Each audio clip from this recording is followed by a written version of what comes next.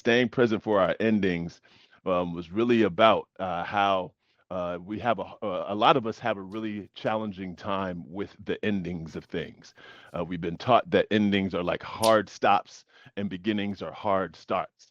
But then we tend to find out that ending is its own process and beginning is its own process. And today we're going to be getting into how those things are very, very much intertwined, and we're going to do it through a story that I have. Like I'm going to try to carry it through Oh, nice. with some major points, ingredients, I guess, to the beginning parts around a certain program that I was a part of. But Cool. before we get there, I wanna I'm gonna go ahead and put over in the chat also a little bit of an orientation to, or introduction, I guess I should say, to don't leave before you leave. Let me find this little graphic that I made, then put that little, paste that information on it, and there it is over in the chat. So the graphic that you see is my More Like Plants framework. And when I'm talking about don't leave before you leave, it was based on I was at a camp, and it was a weekend, a long weekend camp from Thursday evening to Monday morning. And on Sunday, I felt a whole lot of folks that weren't necessarily present. I usually walk around the space like, from 4 to 6 in the morning when everybody's still asleep or getting up to do their stuff. And I was feeling a lot less presence than I was feeling the other mornings. And what I had noticed was people were already kind of thinking about the next day, even though the vast majority of everybody was going to be staying through Monday. And so they were already thinking about work, already thinking about what they had to do when they went back home. And so in the morning announcements, it just rose out of me to say, don't leave before you leave. There's all these juicy things that are here at the very end that you don't want to miss. And so don't be partially here, partially over there, or not here at all because you're thinking about and being somewhere else.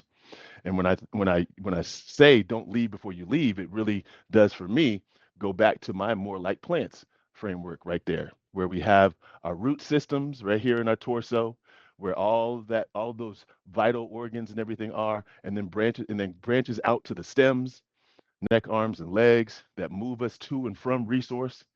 And then our blooms, head, hands, and feet, where all that thinking and all those little intricate movements and articulations of the world around us are. And so when I'm thinking about the leaving is in those blooms. And so where there's ways that leaves show up. And I mean, if any of y'all have been paying attention to spring, you might have been in a place where your trees were bare, and then those little bitty tiny sprouts of green started popping up out of the plants and the trees around you. The leaves were coming out, and the leaves are a product of the environment being conducive to and being able to hold and support the leaving, but also the trees having enough resource to be able to allow a leaf to show up out there. It's not like a tree just said, I'm going to shoot out a leaf in the middle of winter just because I want to and just push out a leaf. That doesn't happen that way. It's more of a leaving when it's time to leave. And so all of that stuff gets woven into, and that's how that title was created.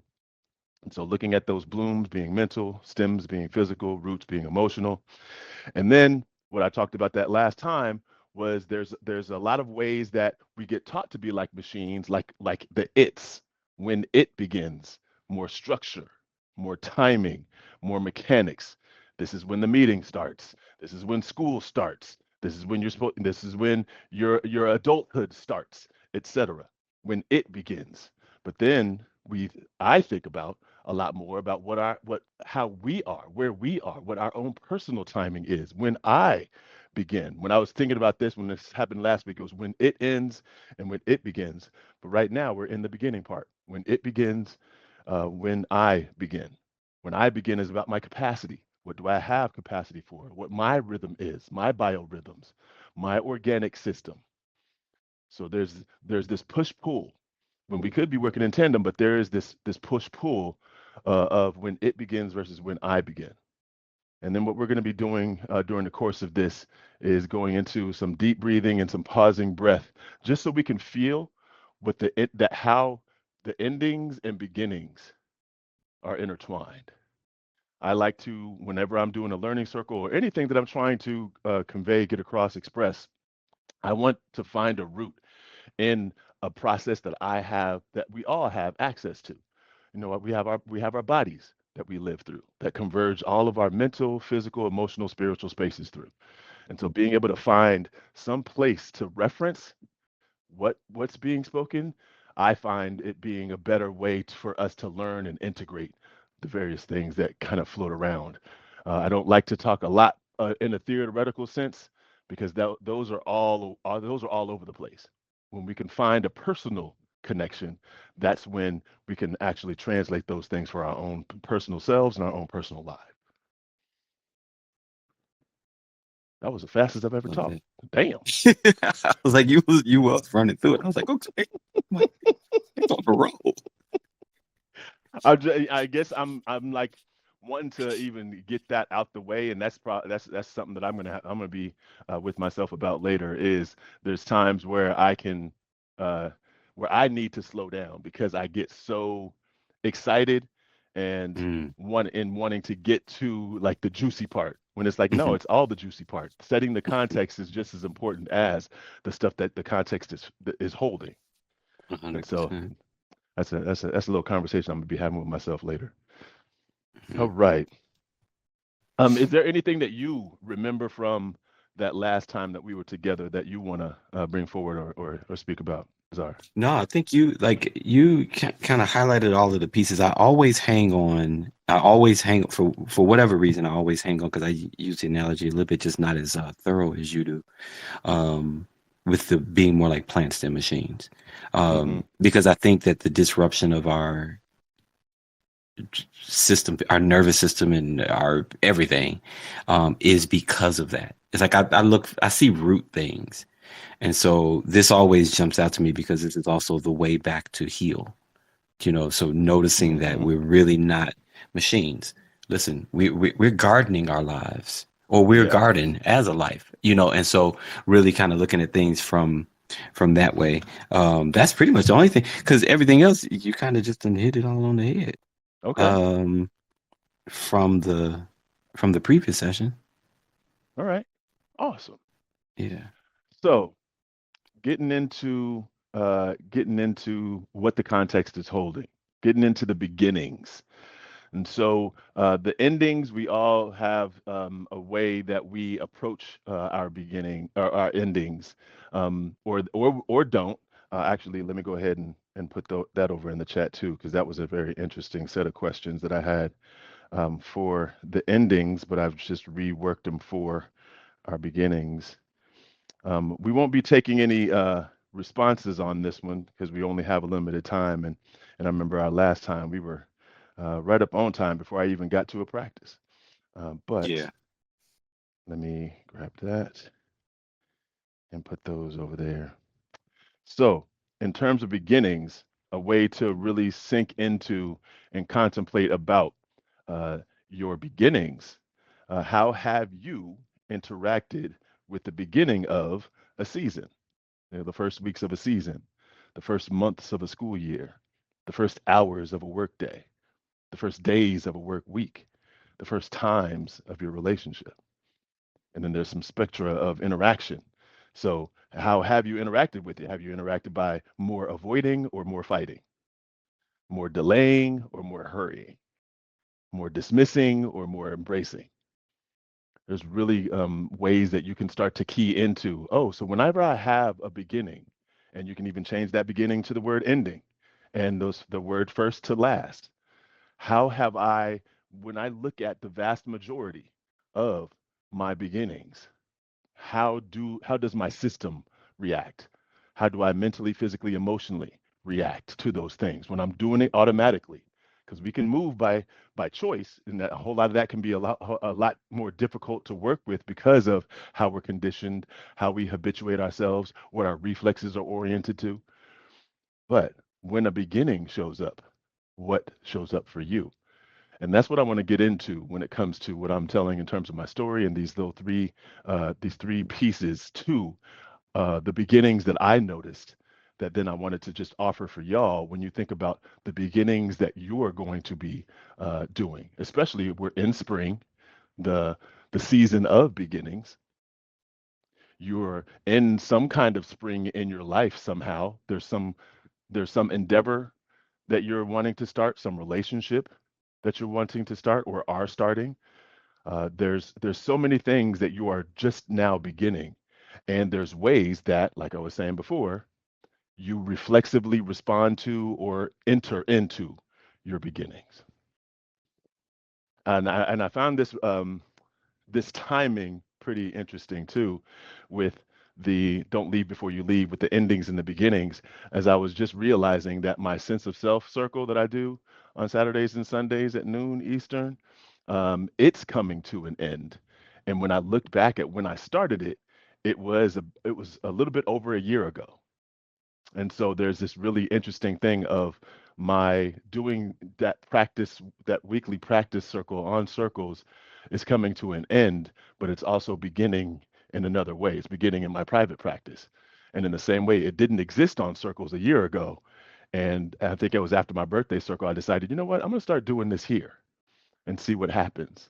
And started a beginning of that now is cycled up to an end that I get to reflect on once I allow it to pass at the end of the month. And so beginnings, when I'm thinking about and feeling into this beginning, it reminds me of a beginning that I had. I think yeah, it was 2020. It was during the COVID year, and there was this program that I was being.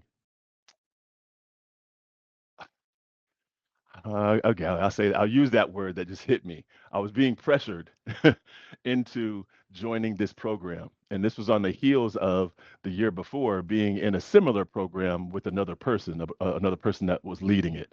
I really enjoyed this program. It was a leadership program on how to learn a certain set of skills to be able to engage with folks in a deeper way.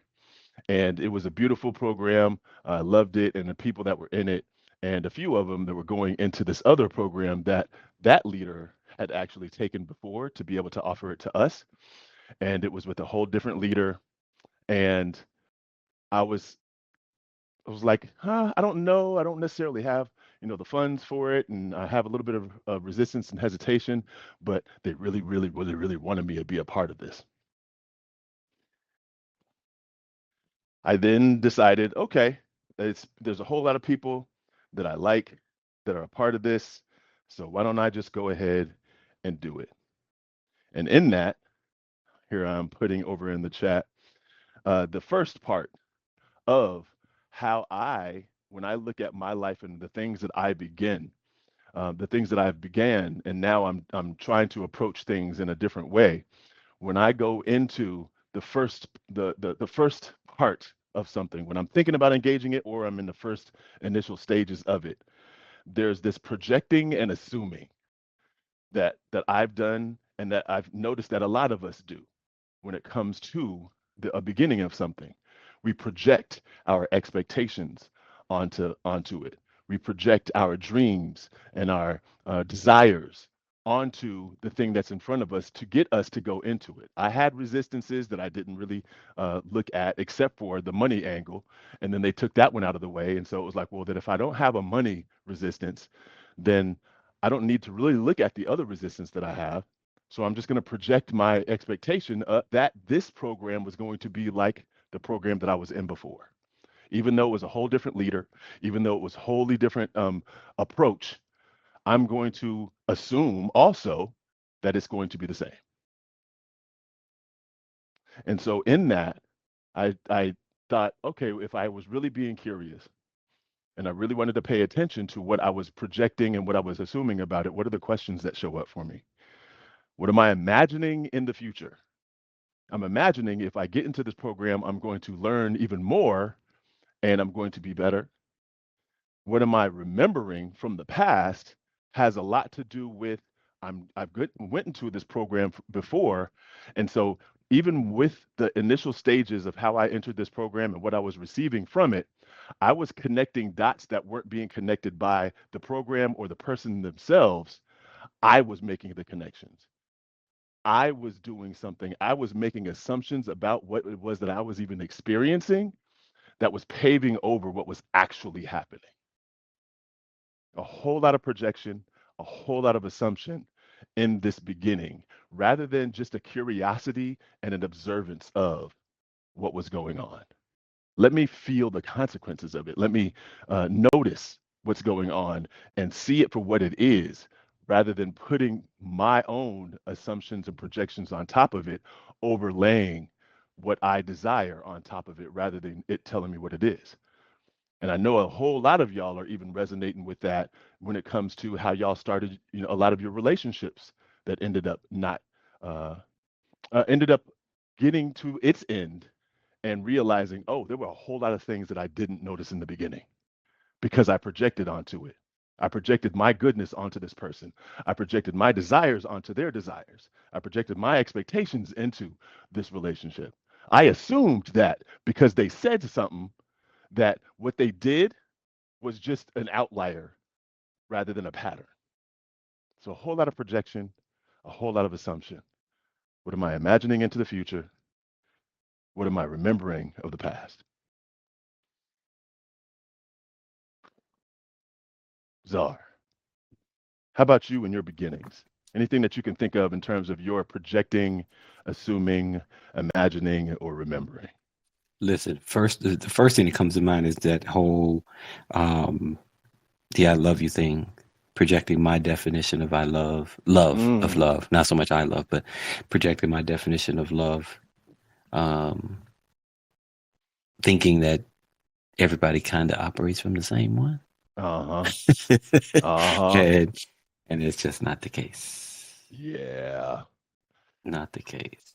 Not the case. And I think a lot of things kind of formulate within that, just within that. So like that's just a really huge piece that you're speaking about right now. Just our kind of like our expectations, our wants, our desires, and how they get projected on another person. And when you were saying a minute ago, somebody says something. I mean, something as simple as, "Oh, I like you," and how that's taken sometimes even beyond just the initial. Just take it for what it is and keep it moving. That means, "Oh, I like you, you like me, we go together." Mm-hmm. How we used Right. to do. Right. Exactly that. Love and the definition of that, which was defined in our family system or how we grew up as little ones, and Hmm. not even recognizing we had two totally separate places that we lived, that we grew up in. And I don't know what was going on in your family Yeah. house that Yep. was the definition of love.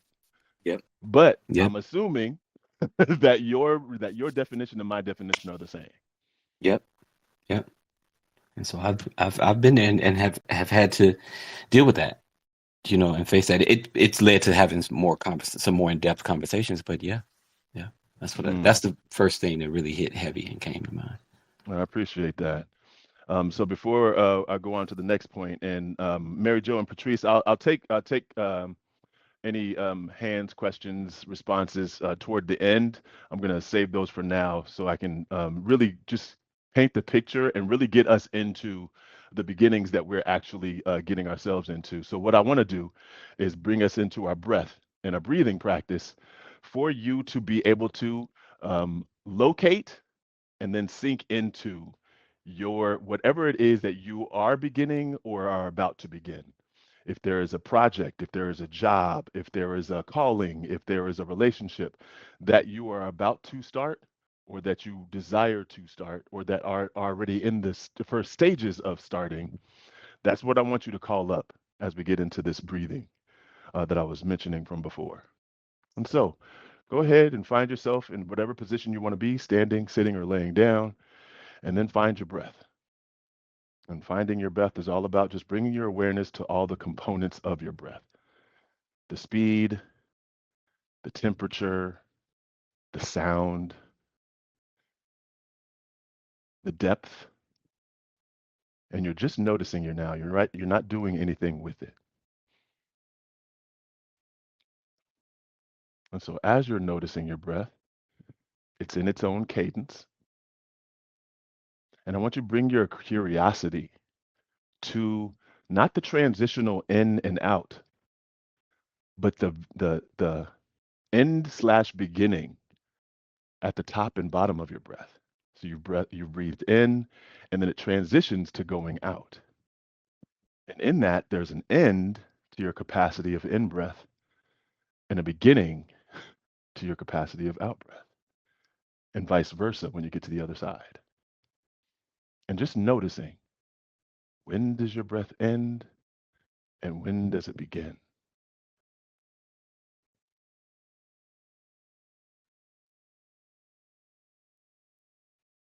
Now, as that curiosity is sitting there and as your awareness is on your breath, I'm just going to have you deepen and slow your breath just so you can even pronounce it more. So you're going to breathe deeply into the edge of your capacity at the bottom and then breathe out to your capacity at the top. And with that deeper breath, you may be able to notice a little bit more of when you're breathing all the way in, there's an end to how much you can breathe in. And then you start to breathe out, and that's the beginning of that out breath. You'll also notice when you breathe out, there is an end to how much you can breathe out, and then there's a beginning to your breathing in.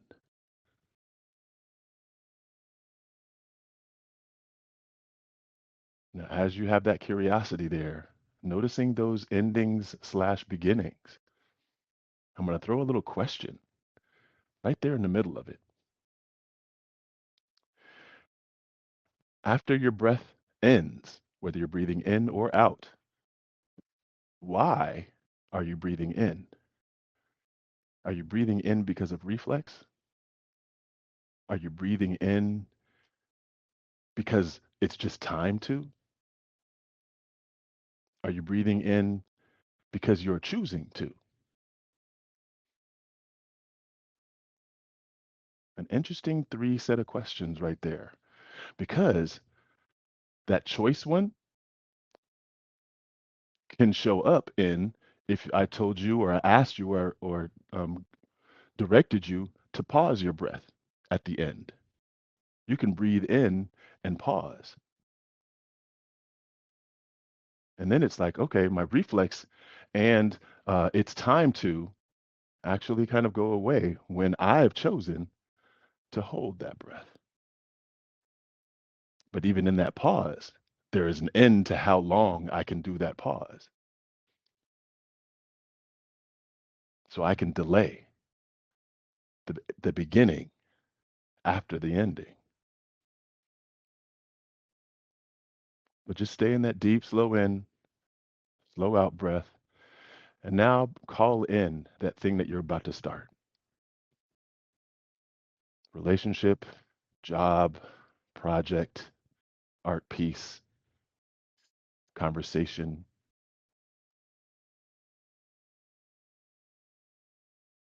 And then I'm going to ask those questions that I have underneath that first tile of projecting and assuming.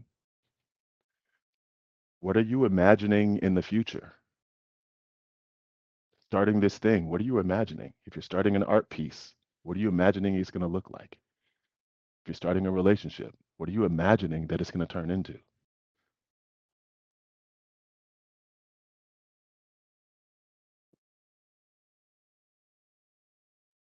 And then also with this new start, what are you remembering of the past? Because this thing can be a very new thing: new job, new relationship, who this. But there's also remembering. There's things that you're bringing to this relationship that are of the past or that can remind you of the past.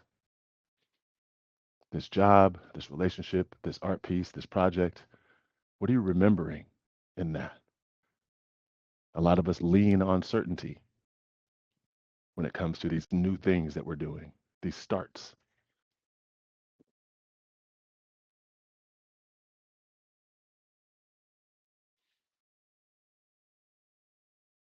Okay.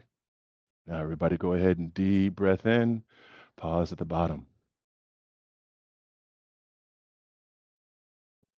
Slow breath out, pause at the top.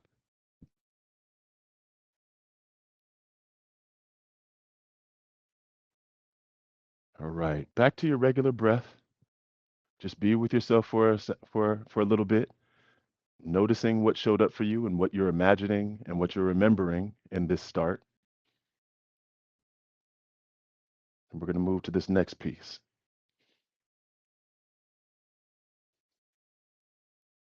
So I was telling you I was being pressured into and I chose to. They didn't make me do it. I chose to enter this program. And now this next piece is about buying in and selling out. Now those are two separate things even though they can overlap. Buying in and selling out. And this is all about like time, attention and effort. There's this time that I'm buying into. I'm using whatever time that I have to buy into and give time to this thing that I'm starting. There's efforts that I'm making in the direction of this thing, and there's that attention that I'm giving to it. Those questions, what am I giving to and what am I taking from? Very important in this to distinguish what am I buying into, but then also what am I selling out of? How many things have we reached into an empty wallet to try to buy some stuff from? Yeah, but we got credit. Okay, yeah, and credit does what?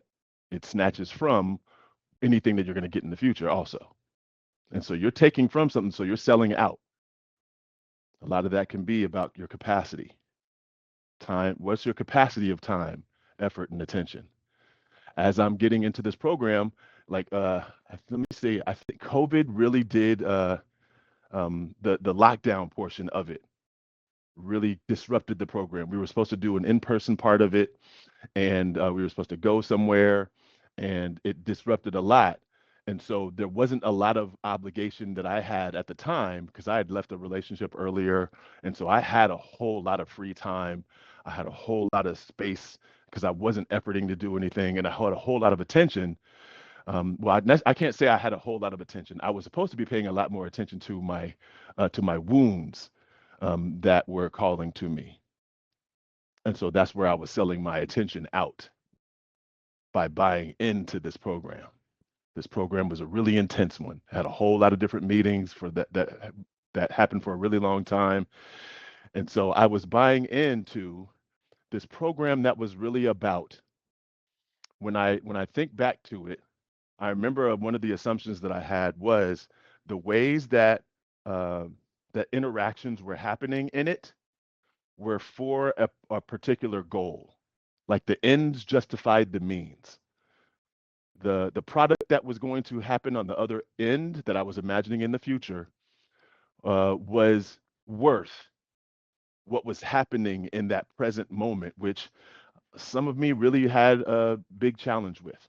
I had a hard time with. I really didn't like, but I bought in. I was bought in. I'm like, hey, this is a part of it.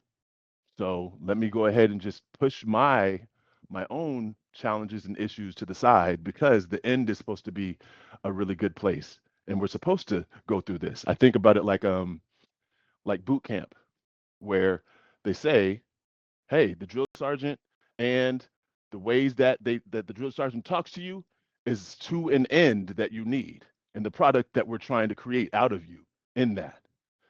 And I'm not speaking on if that is right or wrong, good or bad. I'm just thinking about that transplanted into this situation and saying, oh, the product on the other end is worth whatever problems and discomfort that I have with what this process is. I'm buying in. What I was selling out was the sensation and the experience that I was having that really did not work for who I was and what I stood for and what I felt. It reminded me so much of school, being in school as a neurodivergent boy and having a whole lot of pressure on trying to do process and perform the same way that neurotypicals were. And it was like we do this to you so you can perform more like everybody else. but that process was fucked. And so I was selling out my experience for the sake of what was going to be on the other side. I was giving to this process and giving to almost like what people say enabling and co signing. I was co signing what was happening and taking from what I was receiving. That is also another one of those things that we do at the starts. I'm giving to this relationship. I'm taking from my relationships that I already have. We're thinking about, those relationships that I was speaking about before, projecting and assuming about. Now, and we've heard this a lot in our popular parlance, is like when so and so got a new partner, they forgot about all their friends. They don't hang out with their friends anymore because they have this new person. They're taking from the cultivation of those relationships in order to give to this particular one.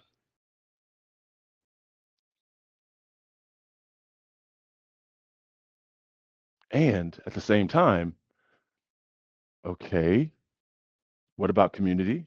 What about these relationships that I've already cultivated? And what about the maintenance of those relationships? I am saying I don't need to maintain these relationships anymore. I just need to put everything that I can into growing this one. If you have that capacity, that's great.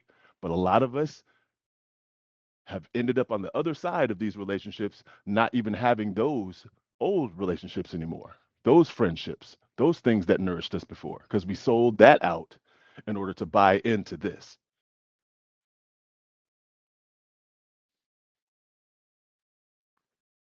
All right. So that section was showing up for you, Czar. I don't never sell out.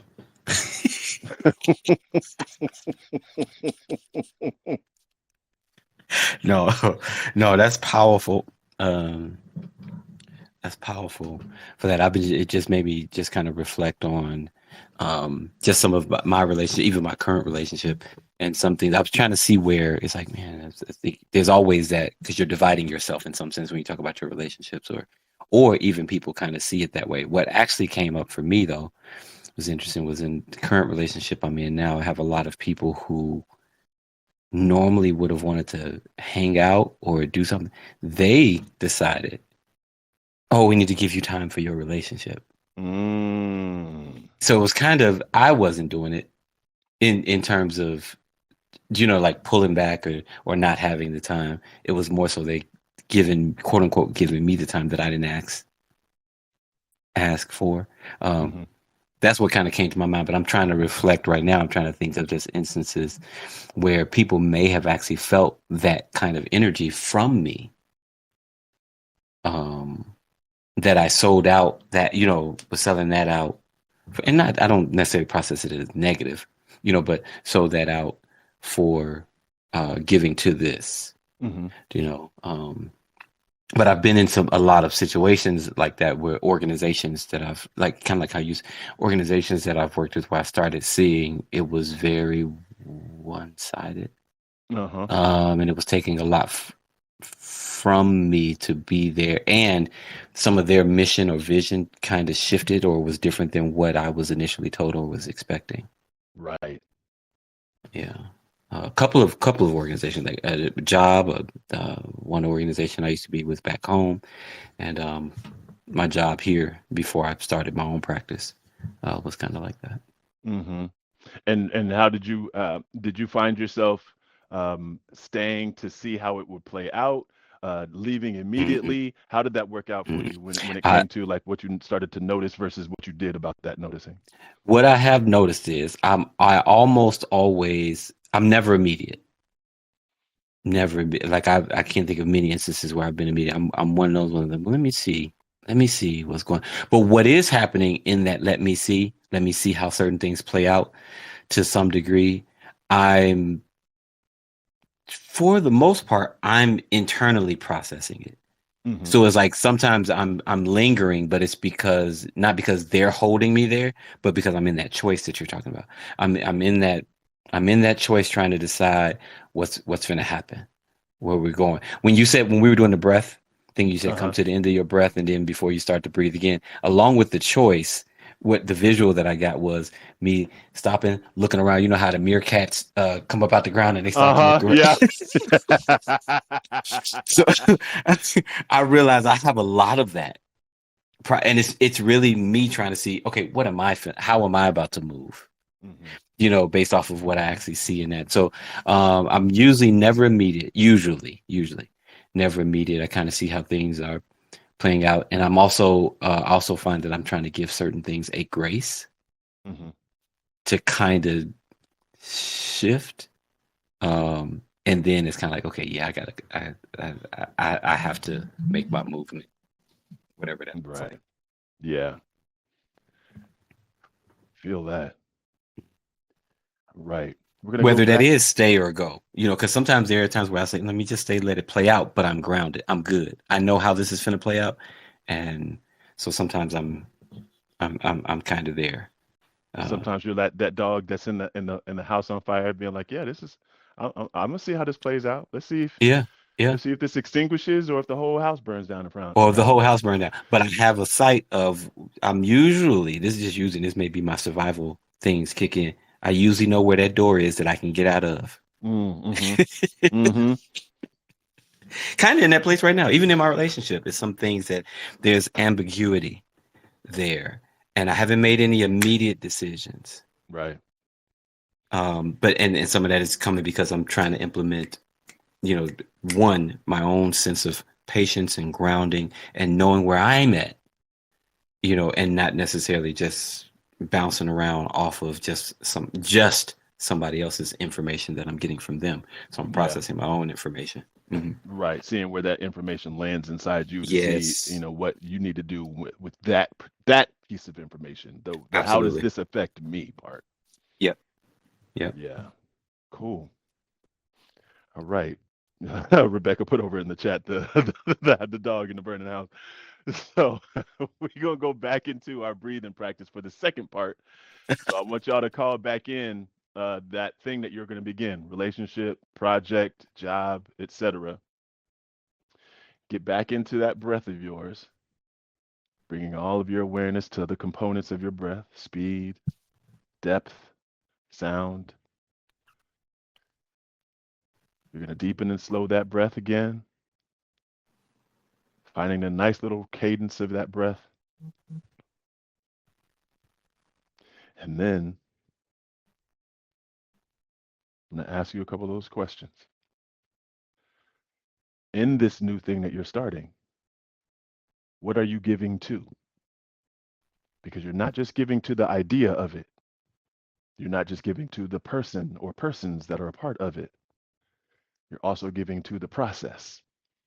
You're giving time, you're giving effort, you're giving attention, possibly money, but you're giving to all of it, the context, the content, the ingredients, the cooking style, all of the things, the mechanics of it, the organics of it. There's somebody that's unmuted that probably can get yourself muted. So, what are you giving to? And then, in this thing that you're starting, what are you taking from? In order to give to, you are also taking from. There's only a finite amount of time.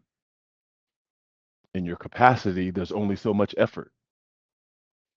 And depending on what your well of attention and awareness is, there's only so much of that.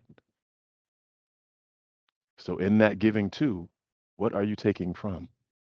Who are you taking from? Yourself, your children, your friends slash family, your other projects, your other job.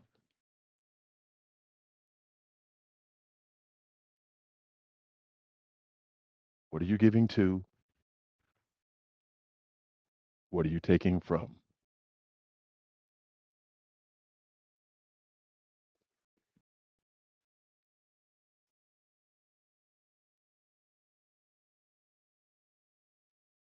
Okay.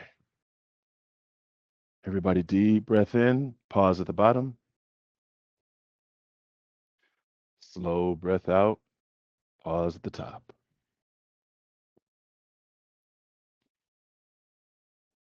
All right. Let's get into this last piece. And if anybody's been following along and you know how I roll, that first part, projecting and assuming, has that little the mental flavor to it. When we're talking about buying in and selling out, has a little bit of that physical flavor to it. And now we're getting to that last piece of starting things that I, in my story, and a lot of my beginnings have had, which is about exaggerating and diminishing this emotional flavor. Usually I'm looking at that as exaggerating the good, diminishing the bad. But it can also be, if somebody is a pessimist, I exaggerate the bad and diminish the good. So it's just about exaggerating, diminishing. We're talking about feedback and consequence, what it is that you're receiving and how it is that that lands on and affects you. What am I overestimating? What am I underestimating? Just like I was talking about before, I was noticing some things that were making me really uncomfortable. I think I want to find this one picture because it really does speak to how I felt. Somebody took this picture of me when I was in one of the sessions, and I didn't even recognize that I was feeling this way. But it so very spoke to how uncomfortable I was. I wonder if it's in my favorites, because if it's not, then I'll just go ahead and move on. But it is such a good picture. Oh, it's not there. Oh, how is that not a favorite? How is that not a favorite? That's not fair. Okay, I'll put it in my group chat. I'll put it in my group chat when I find it. But underestimating and overestimating. What I was doing in this program was I was noticing what was going on, and then I was making up in my mind. I was making a connection that, okay, so being mean to this person is really supposed to get them backed into a corner enough so that their fight and who they really are is supposed to come out and show itself, and then they'll come back on the back end and take care of this person and integrate that into who they are. Um, and I saw it happen over and over again until it came to me. But when it came to me, it was like it was such a different experience when it hit me than what I was noticing of them, because I couldn't make those same excuses and justifications of what was going on. I was exaggerating the good and the end result, and diminishing what the present tense effect was on that person and on me as an observer. And in that, I was skewing what the feedback was that I was getting. I was dismissing and bypassing the consequence that I was feeling and the consequence that I was observing.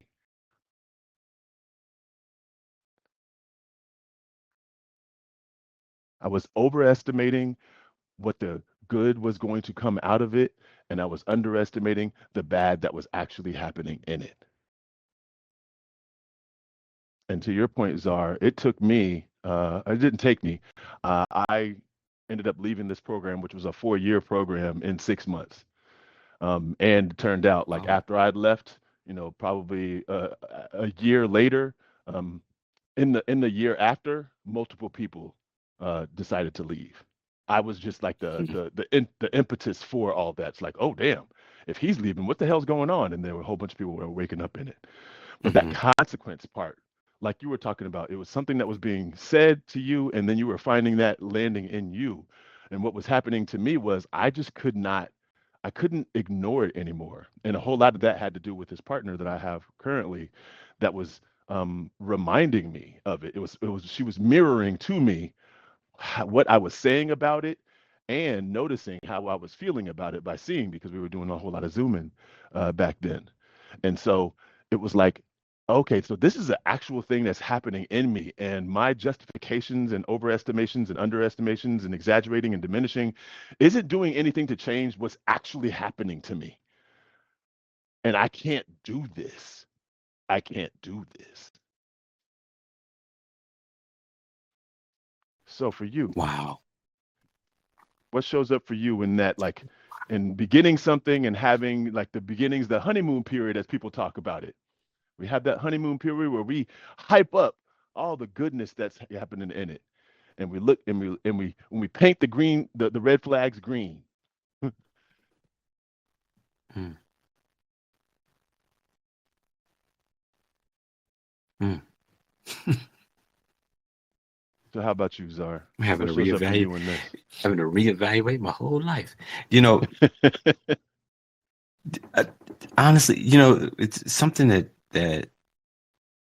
that's how things went with me with the religious community, with church.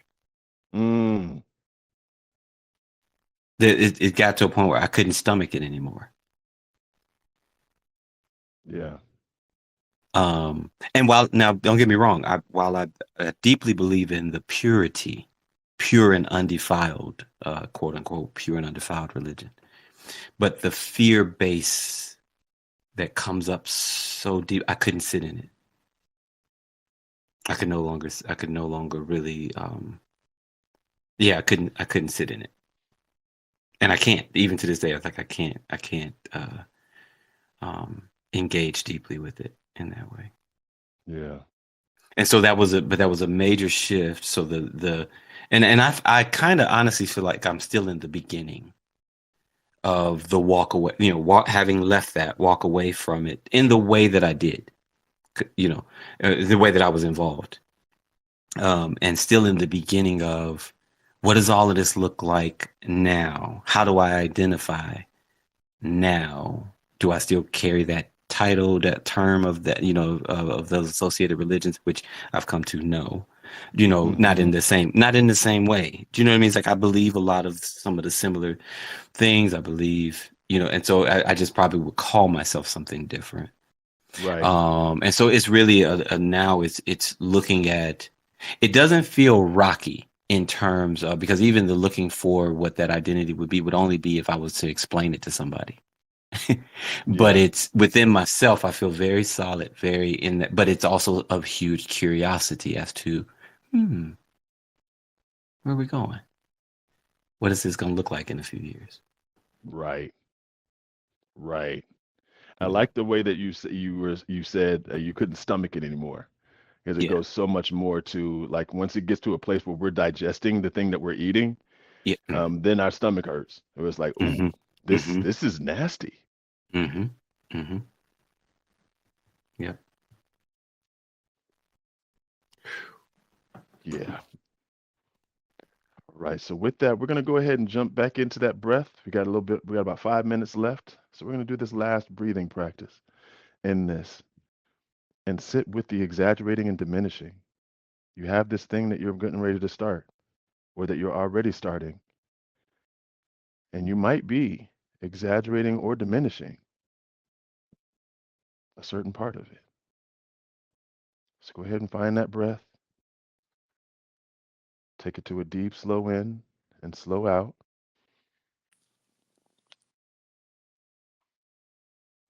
noticing that speed, noticing that depth, noticing that sound,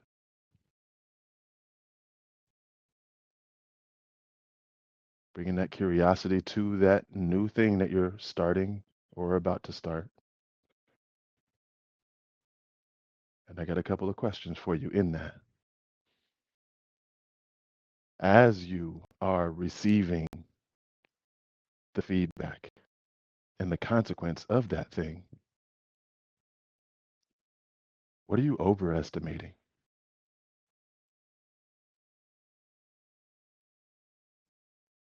What is the thing that you're taking more note of as it shows up?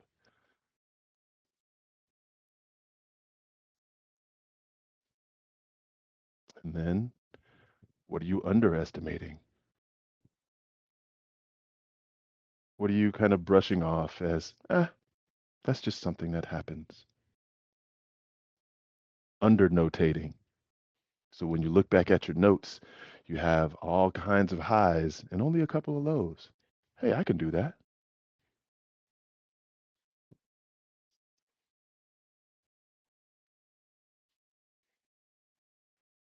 What are you overestimating? What are you underestimating?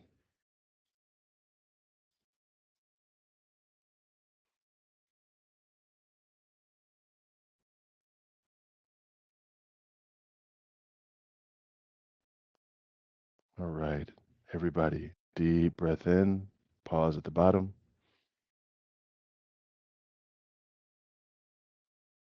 slow breath out, pause at the top.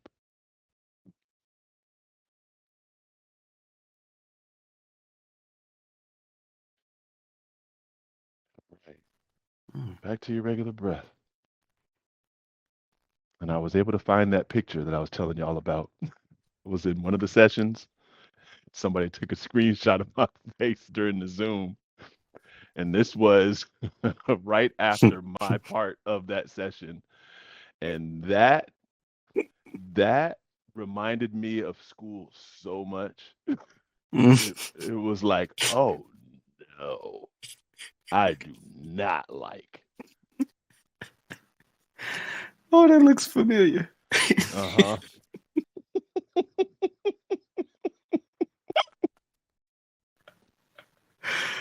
Oh man.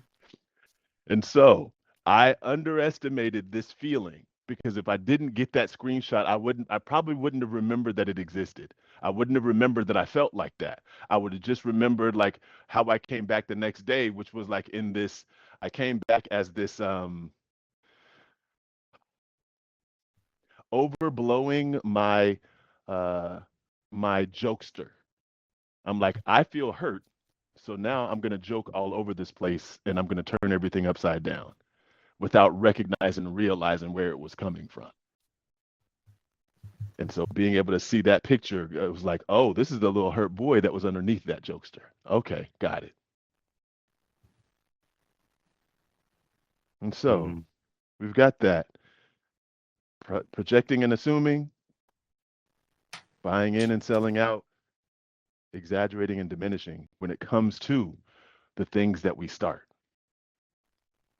The questions that are underneath each one of them. And I invite each one of y'all to take screenshots of the tile and the questions underneath, because these are three different angles that you can look at this thing that you're starting that are really important for you to stay in and be present for. Because if you were listening, there was some level of dissociation and or diminishing of me and my experience, mhm, erasing me from the equation of this experience of this thing that I was doing for the sake of the future, for remembering the past, or for some kind of product that was supposed to happen if I just allowed myself to be mangled in this process,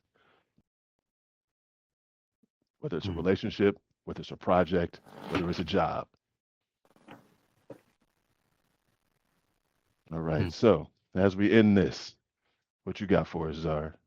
Ju- Just real quick, what's really interesting is particularly with that last question, what are you overestimating and underestimating? And you tell me, is this, I don't want to say, is it normal? But what interestingly came up for me was I had the answer, the same answer for both. Overestimating what am I overestimating and what am I underestimating? And it what was coming up for me was um the thought of my ability to be able to remain un remain authentic regardless of what comes. So like there's this overestimating that I'm able to sit with what is. That's what it was. Mm-hmm.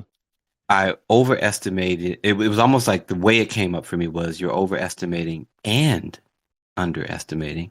But I think it's because of something that I think is going on within me internally right now. I'm really learning to just be, I'm also on this kind of, I hate the word journey, but kind of like on this journey of accepting what is and just listening to what part of me has to, uh, how I want to respond to what is. Mm-hmm. And so I think, I don't know, I'm seeing it better than I can actually say it. But it's like that answer to those last two questions were the same for me. It's like, Yeah. mm. But I And think I and know why. Like I said, it's like I think I know why it was that the same. Mm-hmm. Yeah, and that's the part where it's like if when you especially when you find that those answers are the same, there's usually where that's where you can deepen what you do with those questions and figuring out where exactly that they land. Because Hmm. there's a lot of us that are compartmentalized. So one part of us will say one, and then the other part will be one part of us will be overestimating, while the other part will be underestimating, so that we'll come Hmm. to the same conclusion. There can also be where we are identifying more with the thing that we're experiencing than we are with ourselves, than Hmm. with our Hmm. actually experience. So it's like I identify with my job, so underestimating their impact on me while dismissing myself. So I'm dismissing and underestimating me, and then I'm overestimating my ability to endure this Hmm. Hmm. because I'm standing literally in fire, or I'm being mauled right now, but I can take it though. I've gone through worse, so Hmm. I'm I got a high overestimating my pain power on that. tolerance. Yeah, Hmm. right. Meanwhile, I'm melting Yes. away or dissolving. Yes, yes, yes, and that comes in just real quick because I've been sharing here on circles. One of the things that I've seen come up for me is this overly self-reliant Hmm. way of being, and I know obviously where it's come from, feeling like things haven't come to be reliable, and so what looks like strength to some people is really internally for me is like no, it's not actually a strength.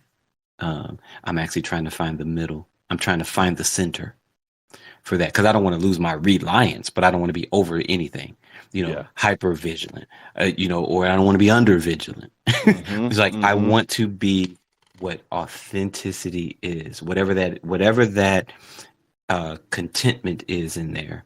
That's where and I feel myself being more in that space and starting to be able to observe and noticing when, yep, you're leaning you're leaning a lot over here, or you're leaning a lot over there, or oh, you got tug of war going on Yeah. in here. So yeah. Mm, mm. Man, this is interesting.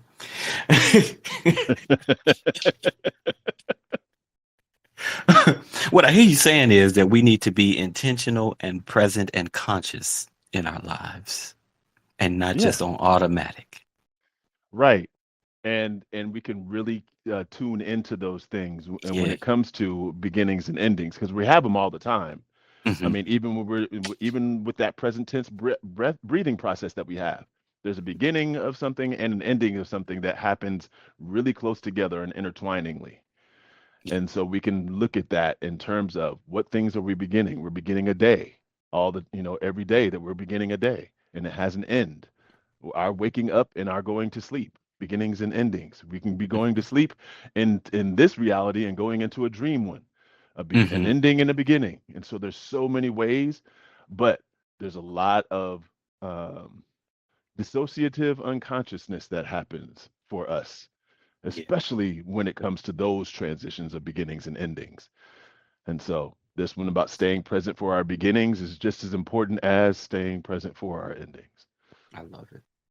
Man, that's good. Oh man.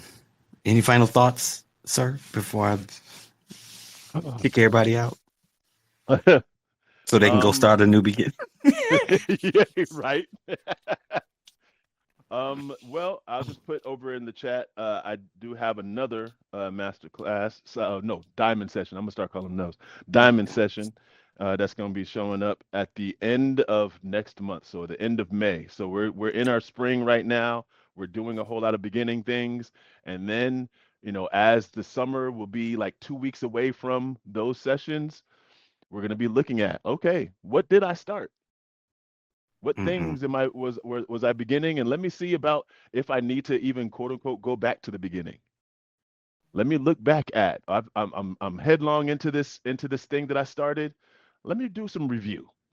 Let me check this Yeah. thing out. It's going to be the same session. It's going to be the same session with Czar and Dinar. But for those of y'all that can do Fridays, you can be here. Those of y'all that can do Wednesdays, y'all can be there. Or those of y'all that just like being in, Hmm. can be in both. Do both. So yeah, Hmm. The reinforcement, some of us need both. right. Ah, man. Yeah, man. Mike, I appreciate you so much. This is good. I think that it's like everything is pointing in our lives, man, towards being present, being fully Hmm. present. You know, and I think that when this presence comes in the way that I sense we're speaking about it, um, I think we can experience a wellness that many of us that has been foreign to a Yeah. lot of us. You know, we definitely need the courage, but it's like I think we can experience a wellness that has seemed foreign for a lot of us. This is good stuff. This is valuable stuff. I'm gonna put this on the air. I don't think Circles pays us enough. Oh no, no, they don't. They don't. They definitely don't. Brother, Mm-mm. man, this is good stuff. Anyway, y'all enjoy the session today. Did y'all get something from it? Did you have something that you could actually really be able that you were able to take away from it? I saw a couple of you said that you kind of missed the things because you was multitasking during the session, but don't worry, you can they give us a couple of days. We give Circles a couple of days, and they get to play back to us, and you can listen back to this because this is very, very valuable. This one and the other one he did 3 weeks ago, Mike. I think these are it's gold. I think, honestly. Well, no, it's some diamonds. So Yes, and not blood diamonds at that. that Well, ain't blood I diamond. guess I had to shed some blood to be able to create these diamonds. So I guess they are Yeah, blood diamonds in that sense. yeah, yeah. But man, yeah, thank you so much. Y'all going to show Mike a little bit of love, a little bit of appreciation, a little bit of joy, or whatever, something. Show him something. so, so, tell me something good. Show him something good. All right. Yeah. And he said he was Tell me tired too, so that you somebody put like some Z's it. up there. Right. So he can get him a good old nap. Give him Oh, some I'm awake Z's. now. Oh, I'm you up awake now. You now. like Oh just yeah. Story time and all the things. I mean, yeah, it is what it is. All right, man. I always enjoy being in your presence and sharing with you and hearing just your mind. You have a brilliant mind, bro. thank you very much. Yeah, And it's just what likewise, I mean, I really appreciate being in your container. You create a really good container for all of us to be in. So I appreciate you. that's what's up. That's what's up. Yeah, good. Next time I make sure we got extra air freshener in and stuff, so because when all us Right. crowd into one container, it get hot and sweaty. Yeah. Yeah. Oh, I don't know why that came up to my thought. That's go with it. Good Listen, I stankin' thanking. appreciate right, right, right. Oh man, appreciate you, bro. Appreciate all of y'all for coming into these kind of spaces and just listen. I say it all the time. Thank you all for wanting to heal, for wanting to do whatever it is that you're doing within you to align. I like the word align. Thank you for wanting to align. I think because somewhere that also at some point kind of affects all of us, and I really genuinely do appreciate that. And listen, y'all going on to get out of here. Go and have you some lunch or a nap, whichever one appeals to you the best right now, or dinner because it's later for some of y'all. And we will see y'all next week. Same bat time, same bat channel. I can't remember the session that I got going on next week, but oh, actually, you won't see me next week. I'm sorry. You'll see somebody else in my place next week. Mm. So I'm going on retreat. So I'll see y'all after that, a little bit after that. But anyway, go on and get out of here. If you have any complaints anyway, just remember you can Google the number for Chick-fil-A. They'll take your complaints. Any things that are good, just go on and leave it once you leave out the room. Leave those good things. And we out of here. Have a good weekend, folks. Peace. Yeah. Thanks, Mike. Yeah. See you, bro. Mm-hmm. Take care of yourselves.